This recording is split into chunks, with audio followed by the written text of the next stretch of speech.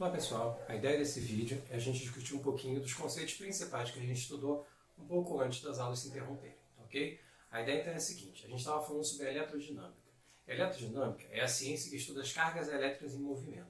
A ideia é que por mais que a gente conheça os fenômenos da eletrostática, algumas coisas como eletrização por atrito há muitos séculos, só foi possível que a eletricidade tivesse alguma aplicação prática depois que o Alessandro Volta inventou a pilha. Depois que pela primeira vez foi possível colocar as cargas em movimento ordenado e ver o que acontecia. Aí se percebeu o efeito Joule, aí se percebeu a possibilidade de fazer lâmpadas, aí se vieram os motores elétricos logo em seguida, e aí aí veio toda uma revolução industrial em consequência disso. Mas a ideia é a seguinte, para a gente entender a base, como é possível entender como o simples movimento de cargas elétricas dentro dos materiais provoca toda essa miríade de efeitos que a gente tem por aí, visto que a eletricidade é tão importante.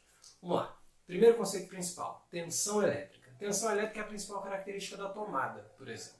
A principal coisa que você vê numa tomada é saber se ela é 110 volts ou 220 volts. O que são esses volts? A ideia é que a tensão elétrica, que a gente também chama no dia a dia de voltagem, é a responsável por fazer a carga se mover. Então, não sei se você já percebeu, mas se você tirar alguma coisa da tomada, ela para de funcionar.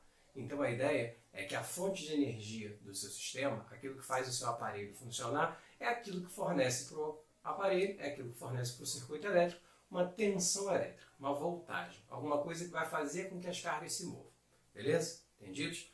Bom, além disso, é importante a gente dimensionar o fluxo de cargas ali dentro. Um dos fenômenos mais antigos que a gente sabe sobre o fluxo de cargas elétricas no material é que parte da energia dessas cargas sempre vira calor. E se essa energia vira calor, isso pode provocar aquecimento do material. E você não vai querer aquecer demais, você vai correr risco de um incêndio. Então a ideia é que é importantíssimo, por questões de segurança, você ser capaz de dimensionar qual é a quantidade de carga que está passando por ali por segundo. Ou seja, qual é o fluxo de carga por segundo no material. É em cima disso que a gente faz a segurança, que a gente faz todo o dimensionamento de segurança. E a grandeza que faz isso, que mede o fluxo dessas cargas por ali, é a grandeza que a gente chama de corrente elétrica. Então quando você fala em corrente elétrica, o que você está falando é a quantidade de carga que passa por segundo em um fio. Se você precisa de uma quantidade muito grande de carga passando por segundo ali, você vai precisar de fios diferentes. Você vai precisar de fios que suportem aquela passagem maior de carga sem aquecer demais. Okay? É por isso que uma outra característica importante das nossas tomadas em casa é ser uma tomada de 10 amperes ou 20 amperes. Amperagem é outro termo que a gente usa para corrente elétrica, justamente porque a unidade de medida dela é o ampere. Qual é a diferença entre uma tomada de 10 amperes e uma tomada de 20 amperes? Primeiro, que ela não é exatamente 10 nem exatamente 20. É uma tomada de até 10 amperes e uma tomada de até 20 amperes. A jogada é a seguinte, o que muda são os fios que estão sendo usados naquela instalação. Uma tomada de até 10 amperes, ela é mais fininha, ela significa que ela tem fios ali dentro que suportam com segurança e tranquilidade até 10 amperes de corrente. Enquanto que uma tomada de 20 amperes, que é aquela tomada que vai ser usada, por exemplo, no secador de cabelo, no micro-ondas, em aparelhos com consumo de energia maior, esses aparelhos vão demandar uma corrente elétrica que é maior do que 10 amperes. Então o que você vai fazer? Vai ter fios ali dentro da parede, passando por ali, que suportem essa corrente maior. E por isso ela é um pouquinho maior. Já percebeu que se você pegar um secador de cabelo e tentar ligar ele numa tomada comum, ele não entra? Aí você vai lá e coloca o Benjamin, aí o Benjamin vai lá e derrete. Derrete justamente porque ele não foi feito para suportar uma corrente elétrica daquele porte. A ideia é que você tenha uma tomada específica para aquilo, uma instalação segura para aquilo. Tá bom? E o que faz com que essa energia seja perdida na forma de calor? O que faz com que a corrente elétrica passar por um material seja uma coisa, passar pelo outro material seja outra? Ou, especialmente, não só a diferença dos materiais, mas você pode ter elementos feitos do mesmo material, você pode ter fios feitos do mesmo material, mas com dimensões físicas diferentes. O que muda quando você tem, por exemplo, um fio mais grosso ou um fio mais fino, que faz com que o fio mais fino aqueça mais passada aquela corrente elétrica por ali? O que muda é a nossa terceira grandeza principal, a nossa terceira característica especial para a eletrodinâmica, que é a resistência elétrica.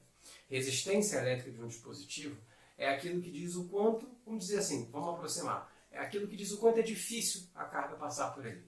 Quanto maior for a resistência elétrica, mais energia vai ser perdida na forma de calor. Logo mais aquecimento, logo maior o risco de você provocar um incêndio, por exemplo. Então a lógica é que se você tem, por exemplo, uma tomada de 20 amperes e uma tomada de 10 amperes, o que muda é que numa tomada de 20 amperes você usa fios com resistência elétrica menor. Você usa fios mais largos. O que influencia a resistência elétrica de um fio? 3 fatores. Primeiro fator, material do qual aquele fio é feito, né? E aí é por isso que a gente não fala que a resistência é resistência de um material. A resistência é resistência de um dispositivo, de alguma coisa prática. O material, o que a gente chama da característica dele é a resistividade. Cada material tem uma resistividade diferente. É por isso que você vai usar materiais diferentes em aplicações diferentes. É por isso que os contatos lá no microprocessador do seu celular são feitos de ouro, né? Não tem como fazer fios de ouro para transmitir eletricidade, né? Não tem ouro suficiente no mundo para isso. Então a gente usa materiais mais baratos. Como é que a gente controla então? Tamanho do fio. Quanto mais longo for o fio, maior a resistência elétrica dele.